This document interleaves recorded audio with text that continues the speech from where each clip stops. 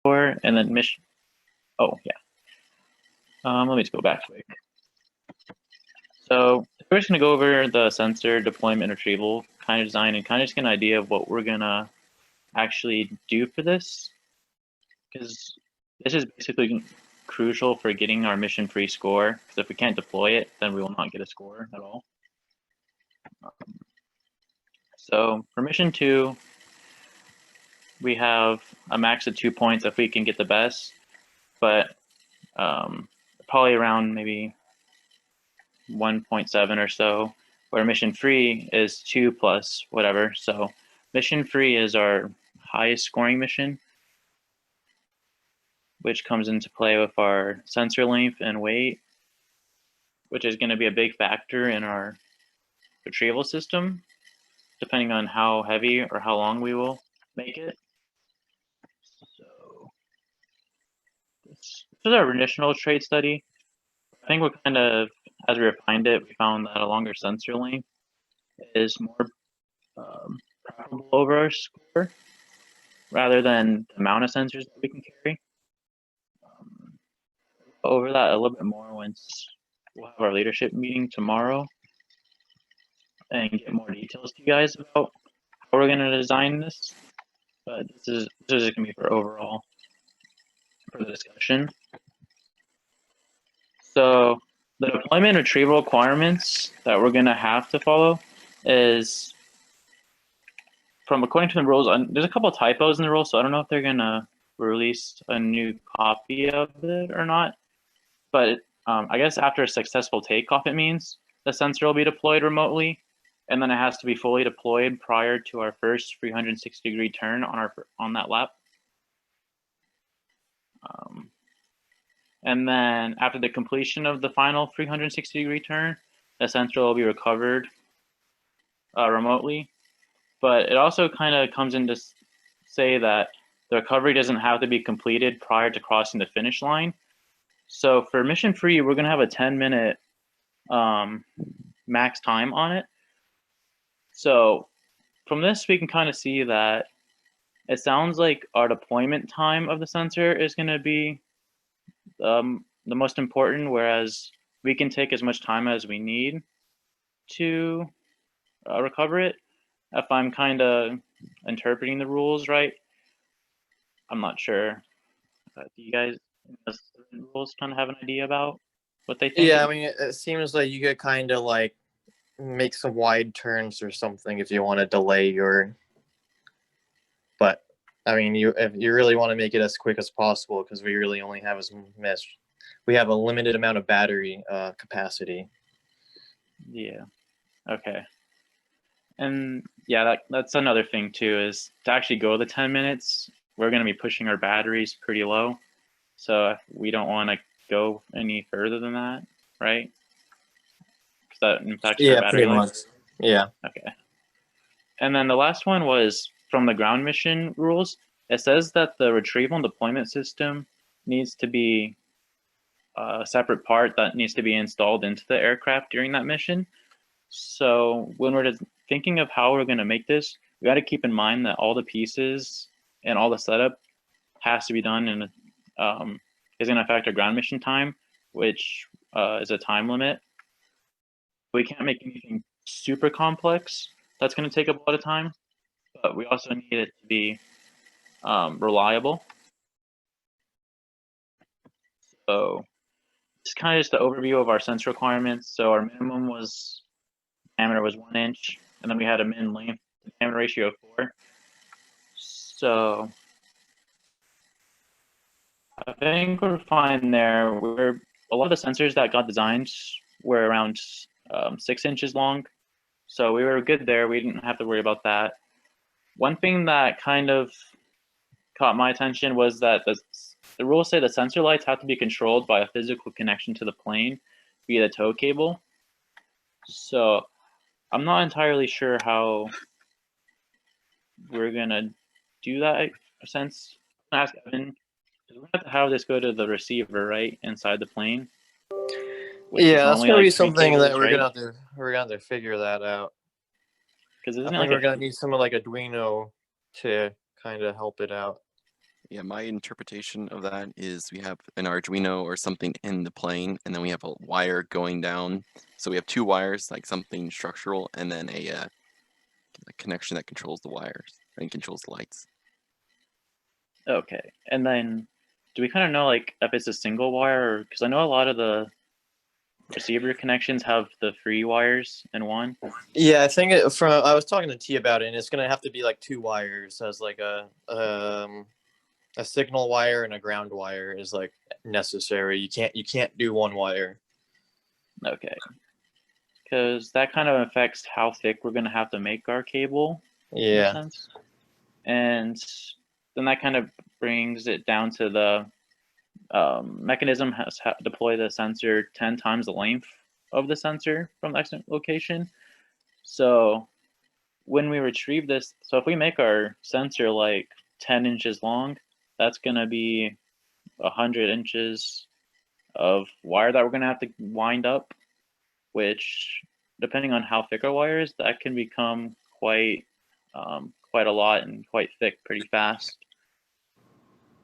I would assume. Yeah, and then we kind of have to worry about the whole deployment speed again of we want to get it in and out as quick as possible. Yeah. So those are some of the major things that I took note of. So the next thing that we're going to talk about is the speed. So this is our little course over here. So we're going to have to be able to deploy the sensor pretty much within 1,000 feet. And then however tight we're able to make this turn, or however tight Evan feels like he can make the turn. So I just said probably about 50 knots is an average speed, right? Or might go a little bit slower because of the endurance part, right, Evan? Yeah, I'm not sure. I mean, I don't know. Well, We'll have to do some testing. yeah. But anyway, we can probably like be conservative and assume it's like 1,500 feet or something like that. So that's probably like 13 seconds to fully deploy the that we have right after takeoff to deploy the sensor before we get to that 360-degree turn. And that's one thing that we have to keep in mind is if we do make our sensor too long, we're going to need to make sure we can unravel it within 10 seconds probably to safely have it done before that point. I don't know. Can we do the 360 turn anytime we want, Evan, or is it kind of like that 500 feet after the turn? It's any time on like that back stretch. Okay. Yeah. So if we need to, we can probably get a little bit more time out of it, but ideally, yeah. You could definitely kind of play it around and get a little bit more time, but it's not like you can't have it take like a minute each or something. Yeah. Okay. So that's keep in mind. So kind of just to summarize, these are like some of the major ones that we're gonna have to keep in mind is how heavy it is. Because if it's super heavy, a lot of servos aren't strong enough to pull heavy stuff. So we'd either need to get new high torque servos that can take the loads. But as your torque goes up, your speed typically goes down. Right, Evan? Or anyone that's in Yeah. with that stuff. So some things that we could do is make extra gearboxes to help with that, or maybe a pulley system. Yeah, it seems like a pretty good idea there. We're gonna have to figure that out. Yeah, a lot of this is gonna have to come down to testing, but we'll have to figure out how we want to do that, whether we just get some servos and put masses on strings and test them that way, or but it's kind of hard that we can't all have a shop to work in and just try different stuff all the time with everyone, or split different tasks up throughout the meetings. But that's one thing we need to look at, and then the other thing is how long it's going to be, because that's going to impact the diameter of the spool when wound up, and then also our deployment time. So yeah, I think that's pretty much all I had for the PowerPoints. So now we kind of just want to talk about it if you want. Let me see, I think If you guys want me to real quick, I can talk about the here, actual yeah. like math I'm doing. Okay, yeah. Yeah, we'd like to see that. I Okay, just opened. Do you have the I can't one really that hear you you just right now. posted? Oh yeah, that. Yeah. Okay, so I'll just walk through what this is. I'm sharing my screen. You shares. Yeah. Okay. Okay. Was this for sensor stuff? Yeah. This is I finally got the mission code working approximately well enough to do this kind of thing. So as Kevin was alluding to, this is the mission code, which does a whole bunch of math to figure out how our aircraft will perform on its mission, depending on a certain number of characteristics. So, yeah, it does a whole bunch of stuff and a whole bunch of different tabs, but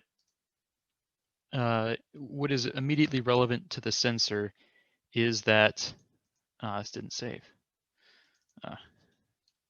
If F2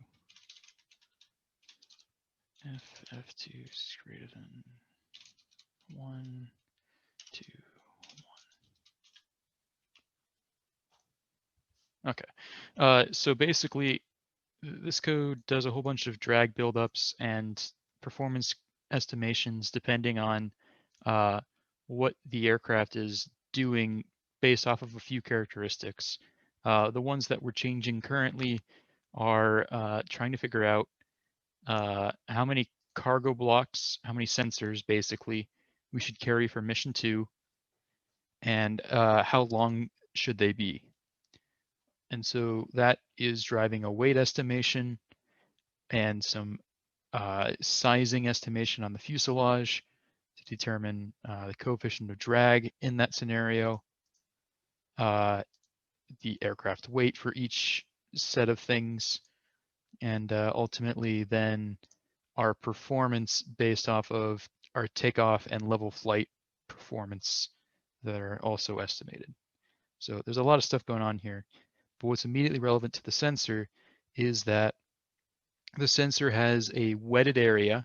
So if you were to take the sensor and dip it in water and pull it out, how much would be wet? So it's basically its outer surface area. And that plays into this S wet plus a form factor Reynolds number to determine how much drag it has. And this is for a very small sensor, so it has a very small amount of drag, whereas this one has a rather large amount of drag. How much drag is this less than the banner from last year? Actually, sorry, I just noticed something. This is, D must have changed that. It's 10 times that.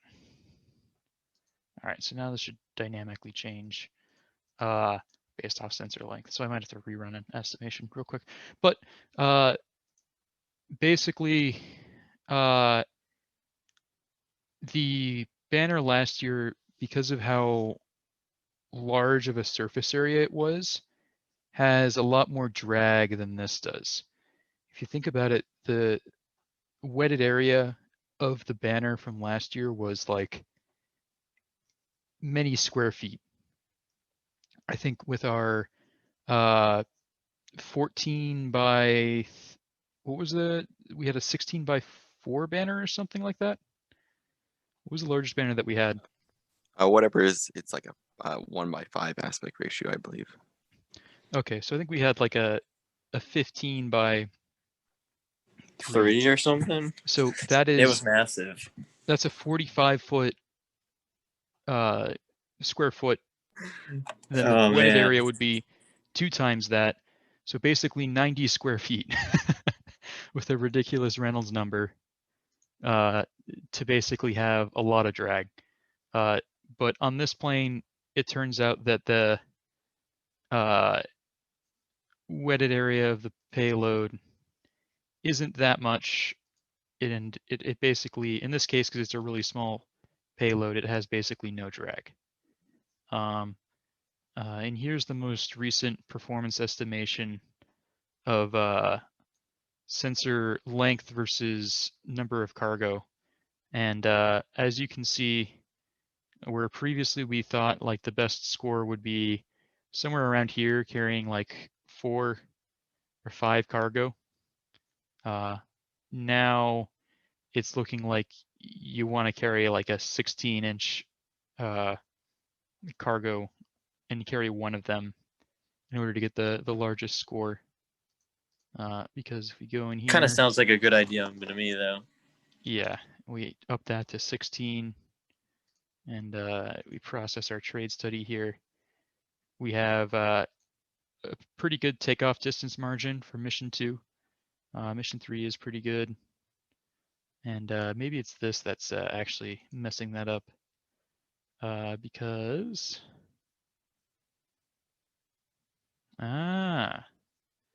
So that's something you have to check for, even though you have all this math that's happening. You always have to check your cases because right now with this 6.7 pound sensor, which seems kind of high, we have a score of 4 here, which if you go back to what Kevin was showing earlier, the maximum score for this mission is 3. So, yeah, I have to adjust that We're accordingly. doing really good then. Yeah, we're doing as best as we can, which is better than what is possible. So I think that means I have to adjust this to be 7 times 16. And now we have a more reasonable score here. And how many laps are we able to do? 19 laps. Wait, isn't So- the max still 3 though? What? Isn't the max 3? Yeah, it is. So because they have a lot less laps than we do, that's why it's so much lower. So if I change this to 15, now we have a score of 2.8, and that's better. So yeah, there's a lot of stuff going on here.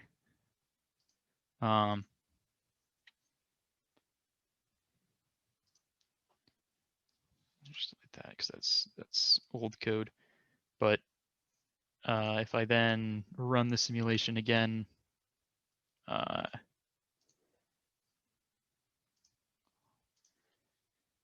no, I need to go ahead and save before I run it.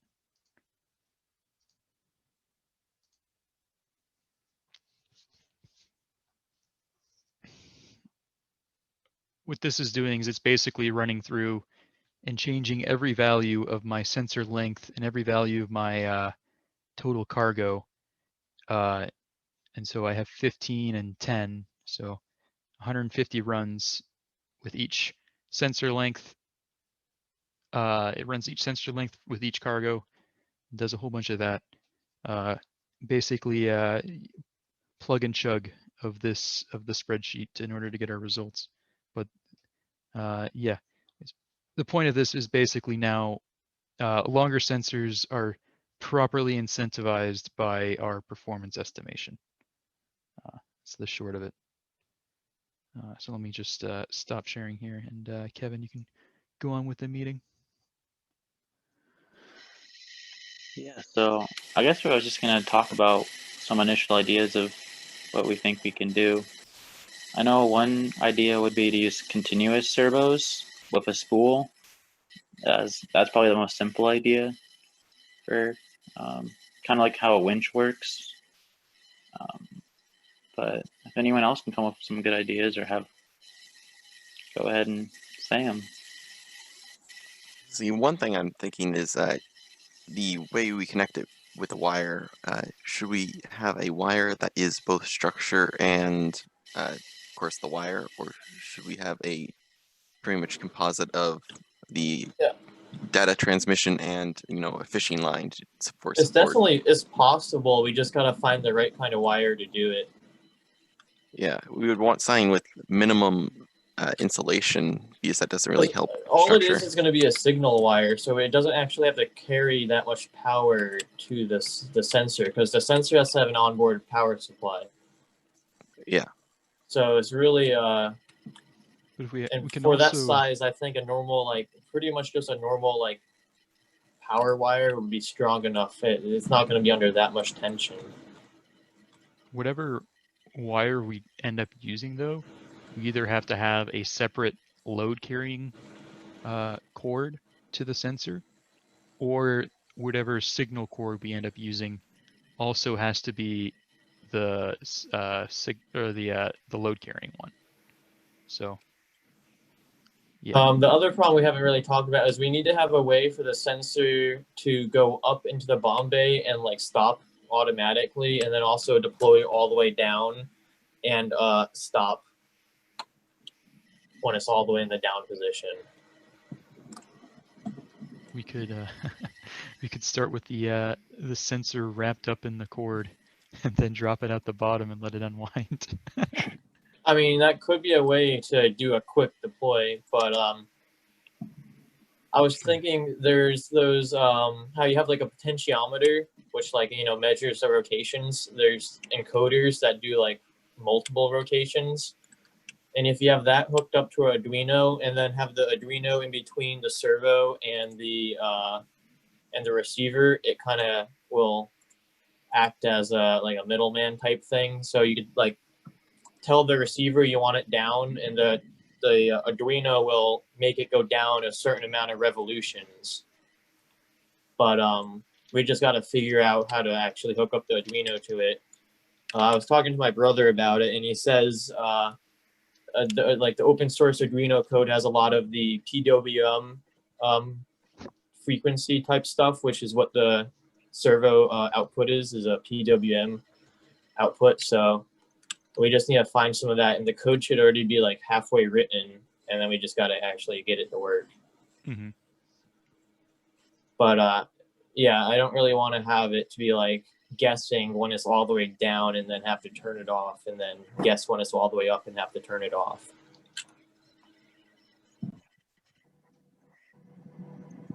Right. And that's another thing with the wire too, is like a lot of those wires are super thin that come with like receivers and all that. So we're gonna have to find a way to be able to extend that wire however long we need it to be, without messing up or coming apart too.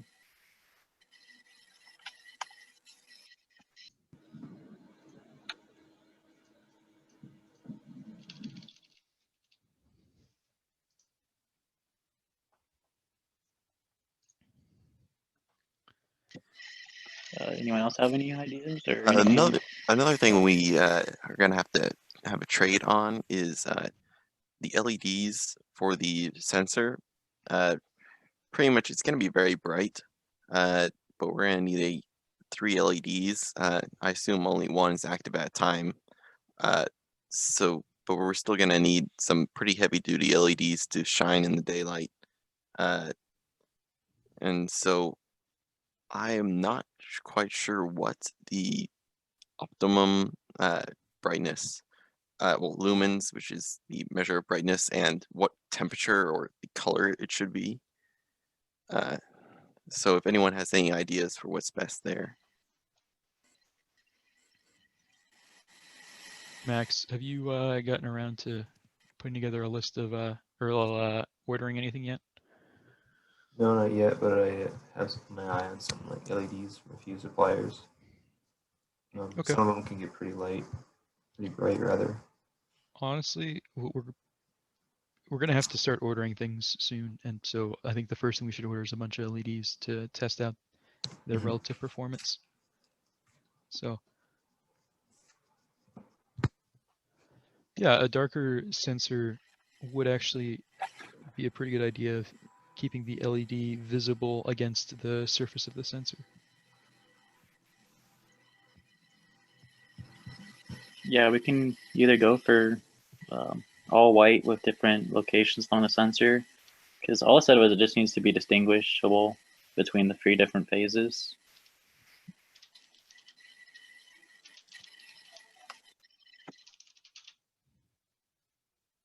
3 different phases. You could do that with binary. Therefore, you only need 2 LEDs.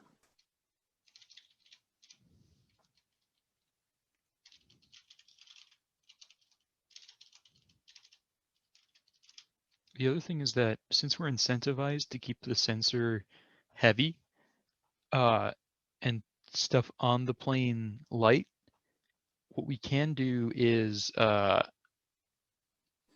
it include out the of lead? Arduino, Oh. include the Arduino in the sensor, and just we still have to have some sort of signal coming from the receiver on board the plane. But if we have the actual decoding of the signal in the Arduino in the sensor, then that is extra weight that we don't need to carry around otherwise. Yeah, they make their Arduinos pretty like small. Like you can fit them in like a 2-inch diameter, right? Yeah. Okay. The code that I have is currently assuming that there is a Arduino Nano inside the sensor. Assuming there's enough. I don't have an actual like volume check to see if it actually will fit in the sensor, but the weight estimation is including Arduino Uno as a extra ballast, I guess. Since you're on the rules here, can you like go over what the sensor lights have to be? Is it they just have to turn on and off, like in a sequence, and that's it, or? Yeah, do we actually need 3? Because, oh yeah, minimum of 3 external lights. Okay. Yeah. Just one at a time and deploy positions in a pattern to be determined by each team member. Okay, so they don't have to be different colors. No. Oh, okay, that's what I initially thought. So that's good. It would be very easy to add color. You can just Sharpie on the glass and then that changes the color significantly. I've done that before. Yeah, I mean should be enough to do it, but if it's not necessary, you can get the maximum brightness with just a nice clearness. I don't know if white would be the best idea though. Then still, if you make like, I feel like you the best idea would make like the sensor like make it out of like white, whatever PLA, and then have the sensor or have the light be like a red color, so you could definitely like tell that is different. I think that's a good idea because like it could be really sunny and the white light could kind of like blend in like outside. Yeah, and if you have like a white sensor and a white light, then that could, you might not be able to see it. But then also maybe having a white sensor might not be a good idea because then it might reflect the light and then the sun, and then the light will be harder to see. So maybe having a dark color sensor and then a light on it would be better. But that's pretty easy to change with some spray paint and test flights. So I think that's the biggest thing is we're going to have to just fly it and see what happens.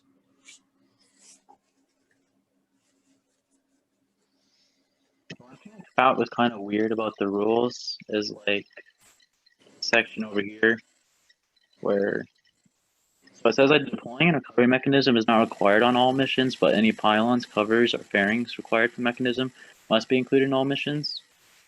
But then it also talks about how the sensor has to be inside the plane. So like, where would you use a fairing if it's supposed to be internal? Also, the deployment and recovery mechanism is Yeah. required on mission 2 and mission 3. So you don't need it on mission 1, which is 1 lap of flying just to prove it works. So that's kind of dumb. Well, yeah, I think this is like a mistake because mission 3 has to have it inside because that's how you deploy it and that's the mission. But I don't know. So the idea between the idea on that is you can have like you can say move around the deployment and recovery mechanism in order to ballast the plane better, I guess. Yeah, you could like store it somewhere else than the actual. Oh, okay. Yeah. That So- makes sense. Yeah. For that theory, though, For mission That's a good 2, thing to. Yeah, go on, Daniel. for mission 2, you could have like the bay doors could be in, you can like not have the bay doors in the same place for mission 2 for whatever reason. Like you could Well, I say was have the bay thinking doors open.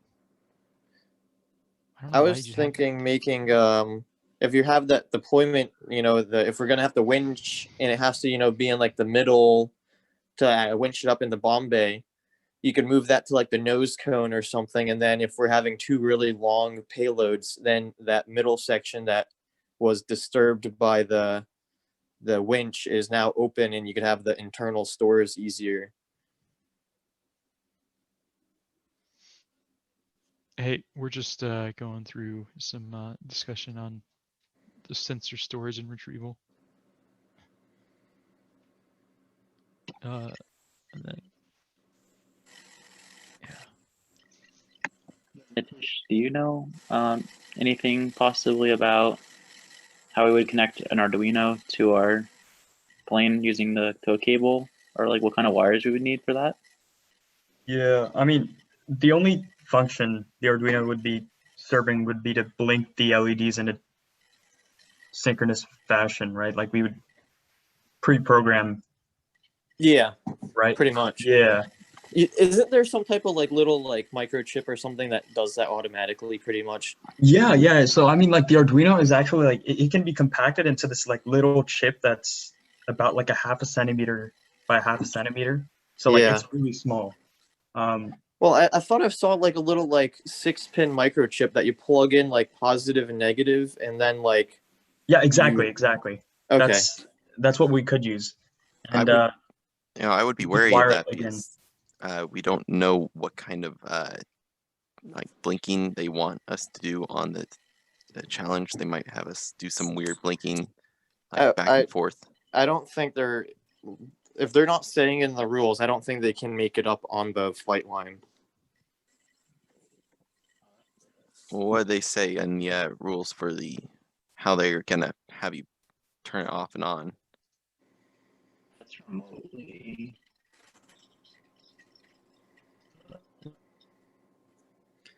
Yeah. It has to be turned on and off remotely via the payload transmitter. And it says it has to be a pattern determined by each team. Oh yeah, Yeah. sorry. So you specify what you're doing. So it could be something as in front light, middle light, back, and then like back to middle light, back to front light. So it could be something strange. I don't think so, but an Arduino Well, can it says handle that that. you specify your own light sequence. so They- you have they to don't- be able to oh. control each of the lights individually, or can you just have them either be on or off and then blink in a pattern? Hmm.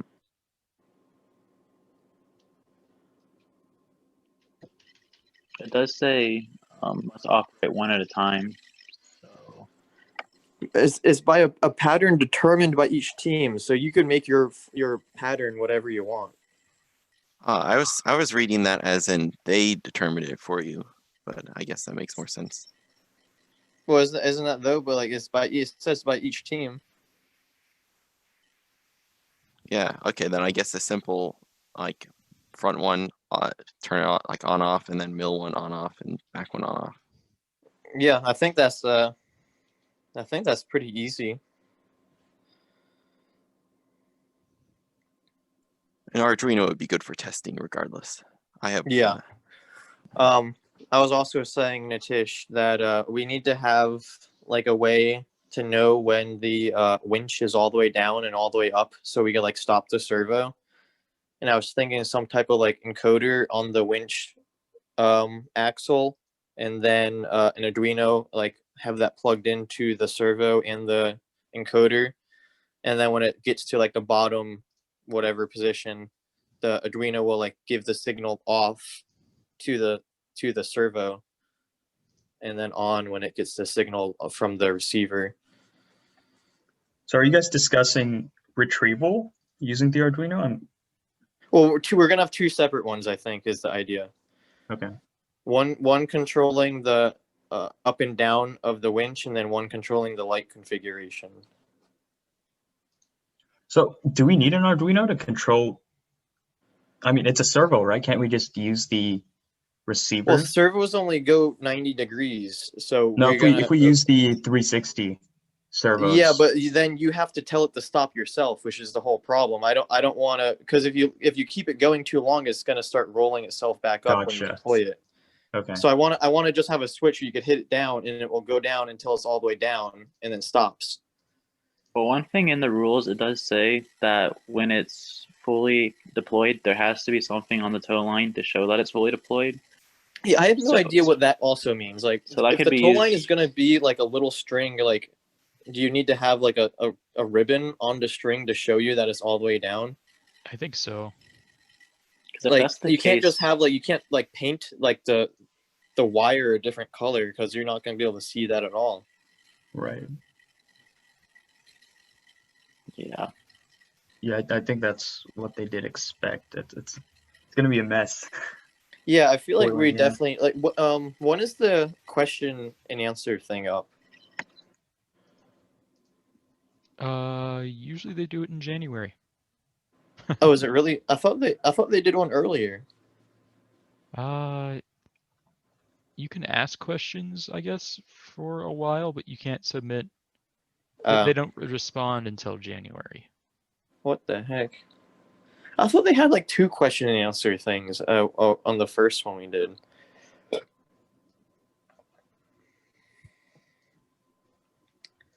Huh.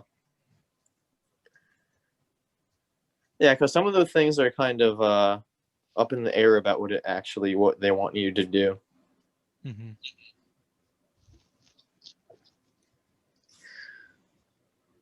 I mean, I would think like a little like ribbon or something off of the tow wire to show that's all the way down would be a good idea. That shouldn't be too hard to mess up. Sure. I don't know, kind of a crazy idea, but if we have like color changing LEDs, we could indicate status using the sensor LEDs. Ooh. Well, the other thing is the sensor can't be on when you deploy it or retrieve it. Right. Yeah. So, I mean, you could have it on the plane, but at that point, it might be easier just to make the winch work. Yeah, yeah. But it really shouldn't be that hard. I was talking to my brother about it, and he said like the Arduino open source code already has a lot of that stuff like out there in the world. Yeah. No, I don't think programming it is going to be a problem. I think more manufacturing the mechanism. Yeah, we gotta like make a winch barrel and then have Yeah. that somehow connect to the servo head. Right, and And I'm then not we even gotta- sure, like, with the servos that we do have, I don't think you could measure the number of rotations you do. I'm pretty sure. We don't have any. We have only really tiny 360 servos, so we're gonna have to Right. get some bigger ones. Whoever has that like list of what to buy, we need to get some like full-sized continuous rotation servos, or And you know bigger. what? A or- limit switch might not hurt, just to know. Yeah, that would. I mean, that's the other way of doing it, but Yeah. yeah, I mean that would work too. I think. As the thing is, though, if it's going to be spinning around multiple times, the limits. I guess if you have another gear that downgrades to one spin, but Oh yeah. We could do it that way as well. Yeah, we could have like a cam on the axle, yeah, and then like we click every time we make a full rotation. yeah, we But- just want to we'll keep see. it as simple as possible. It's the whole Right. thing. But yeah, so if we could figure out something like that, like it doesn't have to be use an Arduino as long as it's reliable. Yeah.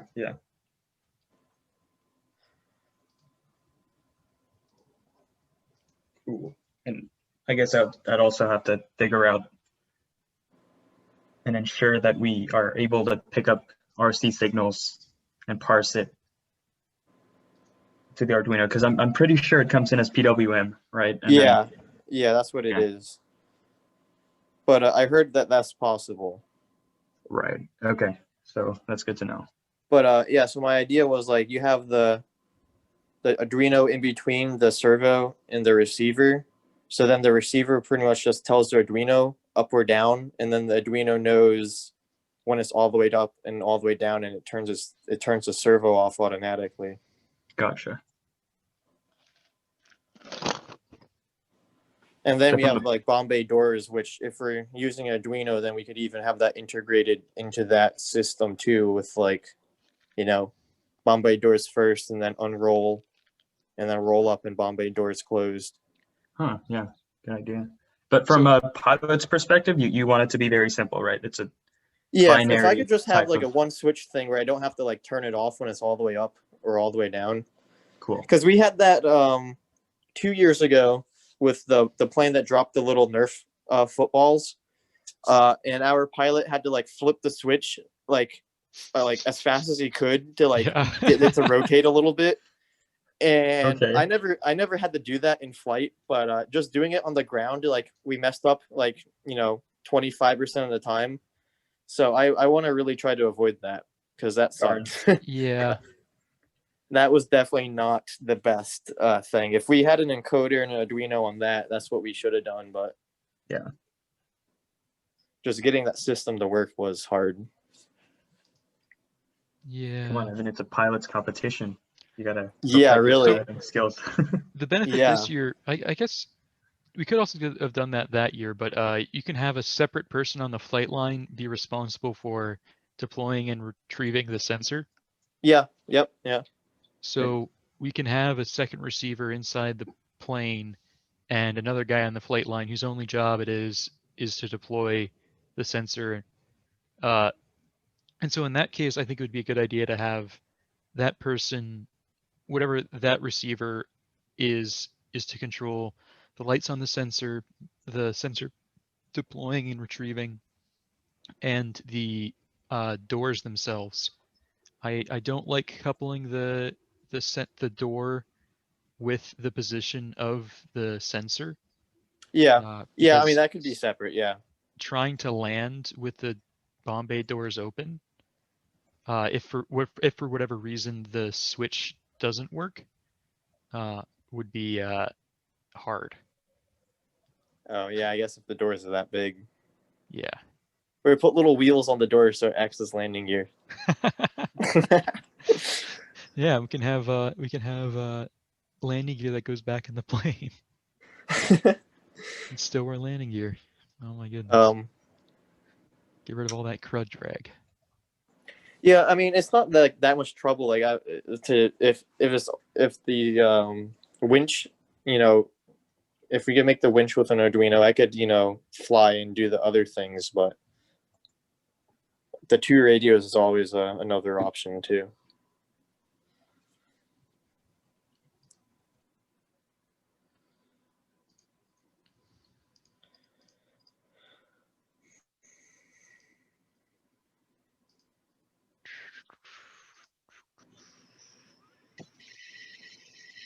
Anyone else have anything they want to bring up, or?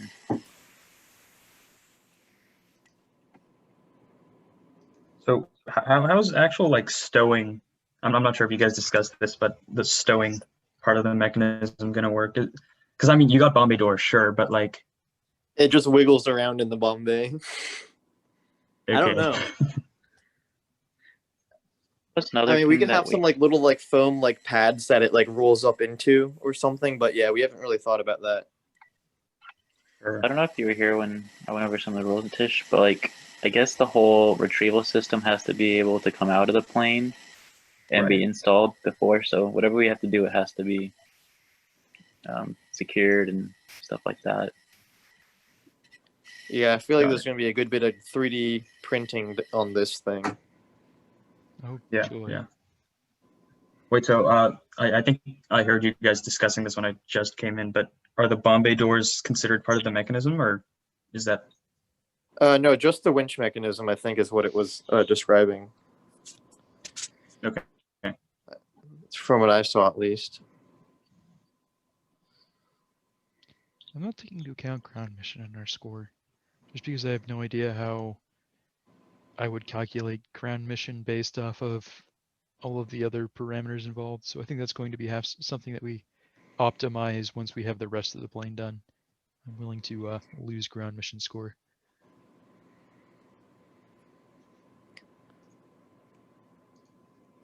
It's a max of 1 point, isn't it?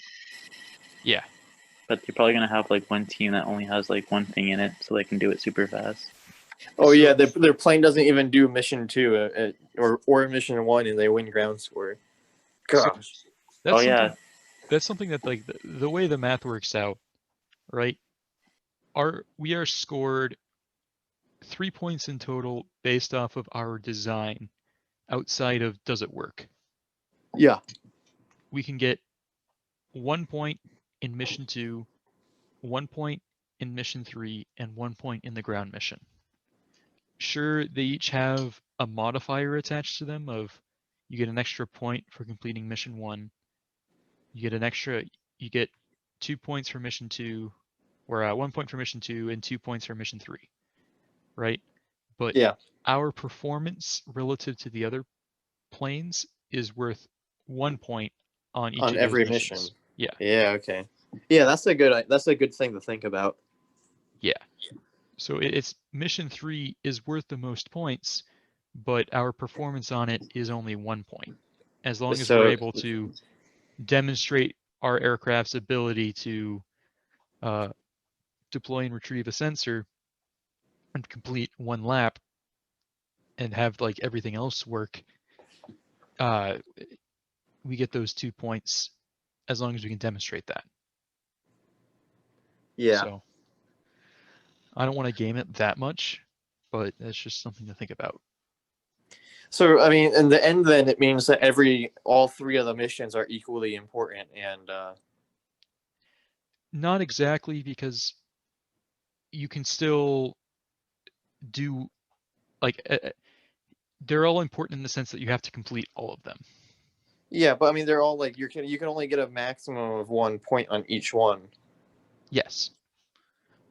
But we would place better if we completed all of them. Yeah. I mean, under the assumption that we're gonna at least finish them all, Yeah. they're all equal. That like achievable design flight score wise.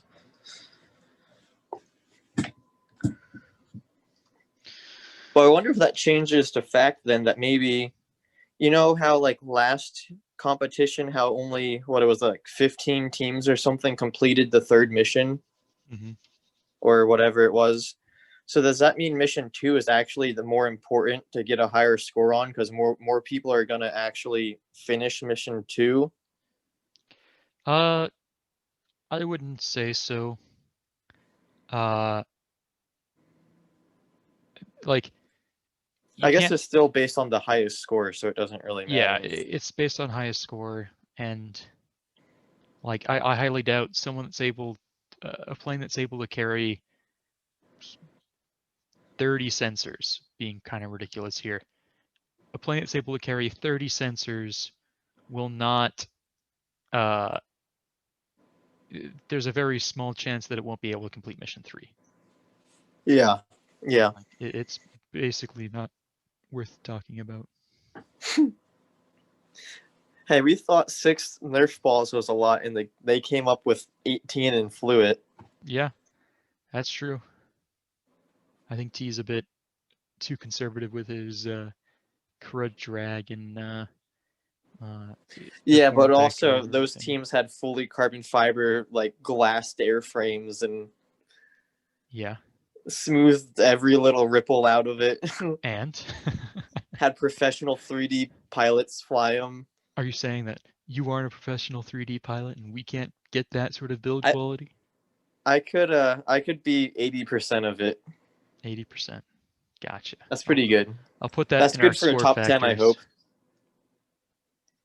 I'll put that in their score factors. Yeah, there you go. Give pilot candy bar before flight. Yeah. Make sure that's on the purchase order. Yeah. Yeah, but on that purchase order, we really need to get some continuous rotation servos. Big ones. And Send me links. Send me links. Do we have that on the Google Drive of like a an Excel sheet or something? Yeah, Yeah. we have the order tracker for the new year. So Okay, yeah, I'll get on that and try to find some things that we should get. okay.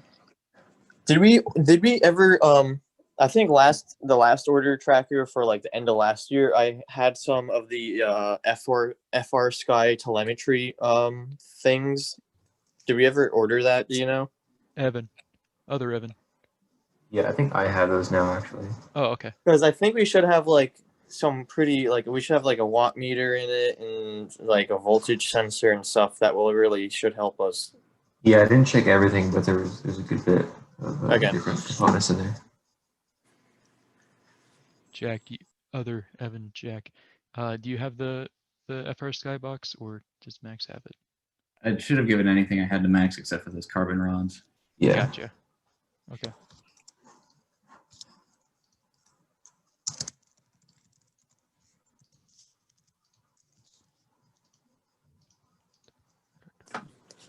How are we gonna do that? Or I guess we could talk about it tomorrow about the proposal and how we're gonna put it all together. Yeah, we're gonna talk about that tomorrow, but Okay.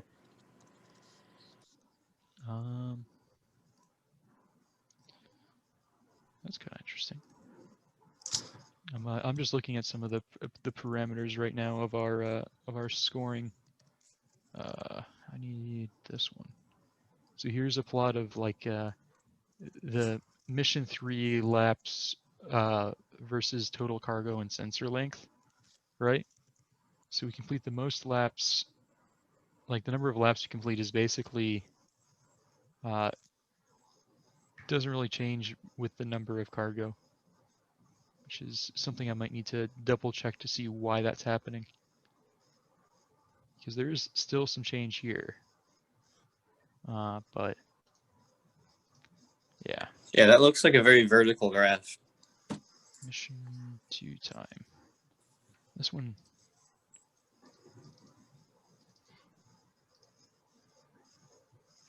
So this is the time to complete 3 laps. And here you can see, I think where we're gaining is with, once you get up to, this is also not taking into account whether or not I can take off. So I'll probably put a check in there. But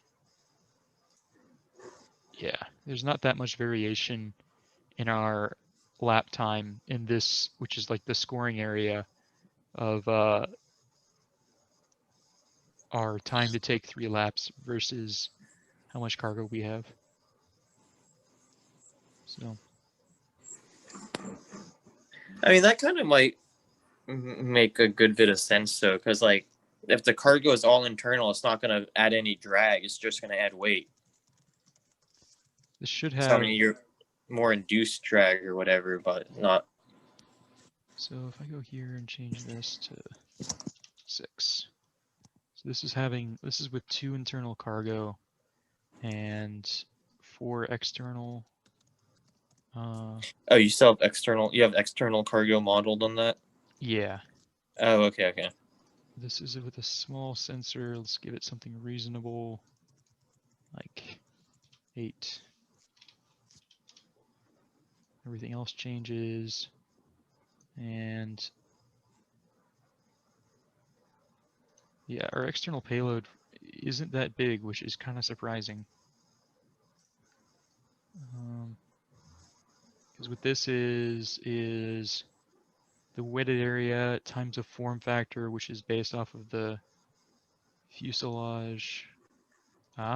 Maybe that's my issue.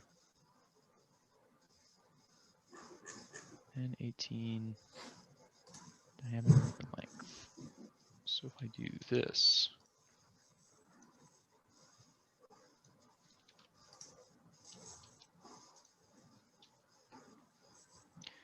and have this be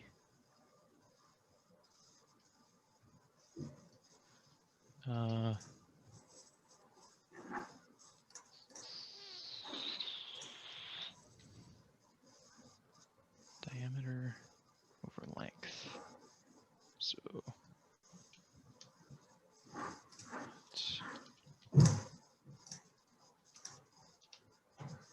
Yeah. This is why you need to know the math behind performance, even though computers will do it for you, is because you need to be able to identify where things are going wrong in your code. So that didn't change much. So we're currently at, In Daniel we trust. yeah, the amount of CRUD drag from having 4 stores and 7 years ago is not even 1/2 that of the fuselage. So our landing gear has 5 times the amount of drag as the fuselage. What? Yeah. Landing gear, man, it's not good for you. Just remove your landing gear and you'll be all right. It's so skinny. Yeah. The fuselage in this case is about 2 feet long and 1/2 a foot wide. So. Isn't that really short? Yeah. I should probably put more CRUD height on it, but that does kind of make sense though. Because this fuselage only has to be 2 inches high to fit the storage block. So yeah.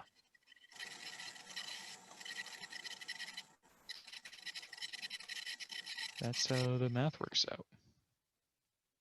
Oh. Also, I think our NZ is supposed to be 4. So that changes all of our laps and mission time because that's it goes into how our turns are. But yeah, our current setup looks to be 65 knots with the main performance limitation being the thrust laps of the propeller rather than the drag buildup of going faster. Yeah, that's why we need some good propeller data. Yeah. So if I were to insert a plot here.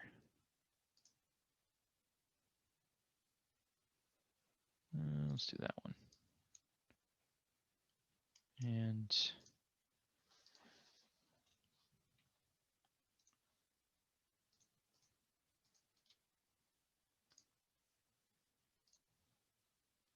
this will be drag.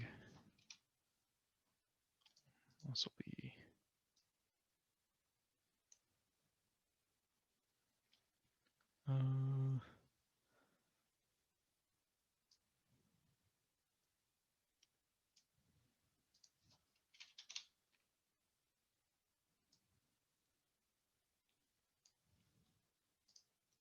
so that's how the drag goes. Ignore these points on the bottom. This will be thrust. The same KIAS. And that will be thrust.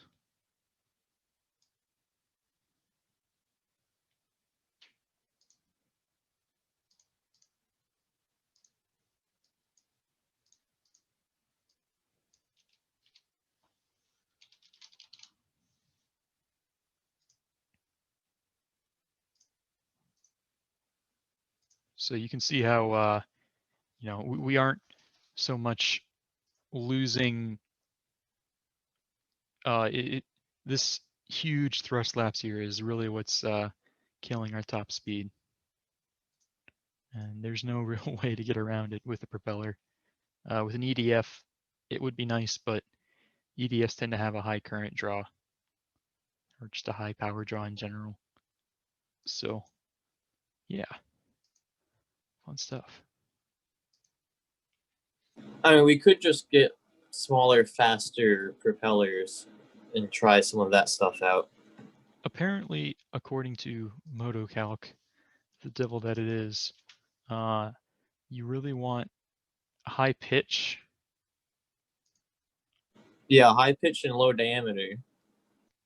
Yeah, like if we look at this report here, right? This is approximately what our plane is. Very approximate. And we look at our prop speed. This is able to get us up to 72 miles per hour with Yeah. a 5S battery if we have a 10-inch prop with a 12-inch pitch. You know, they have propellers that will get up to like over 100 miles an hour prop pitch speed if you power them right. Yeah, this one is it's actually not that bad when it comes to amperage. And the prop speed is 112, but I just don't know if they sell 10 by 12 props on the market. Yeah, you should be able to. I mean, if it's in the calculator, it should be a real prop somewheres.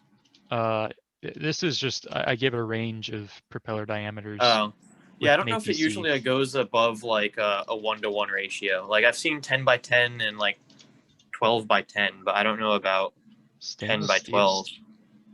Oh, it's a boat propeller. There we go. All right, let's stick this on the airplane. It's only Flying a boat. $230. Yeah.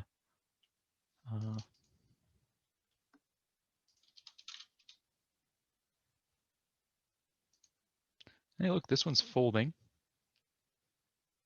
Maybe we should get folding propellers. What about that variable pitch one we have?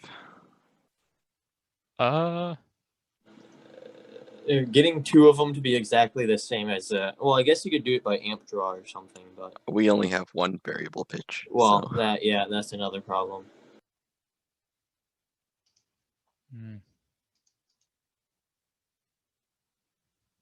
Yeah, generally you don't get a pitch larger than your diameter unless I know of some APC props that are like that. They have like 1 or 2 with a positive pitch ratio. But yeah. Yeah. So We that have would be some nice to 9 by have. 9 props that we could test out. Maybe that might do good. I don't know. Yeah. That In might be terms too of- small. Like a 13 by 12. Okay, let's see. This one gets us up to 85, 85 miles per hour. And if you run it at 70% throttle, we get up to 12 minutes endurance. So there are options. This is with a 600 kV, so if I give it a 500, look at the prop speed. 10 by 12, 13 by 12, 13 by 11. So yeah, there's a lot of options here that, you know, they don't exist, to be honest. So yeah, that's fun propulsion stuff.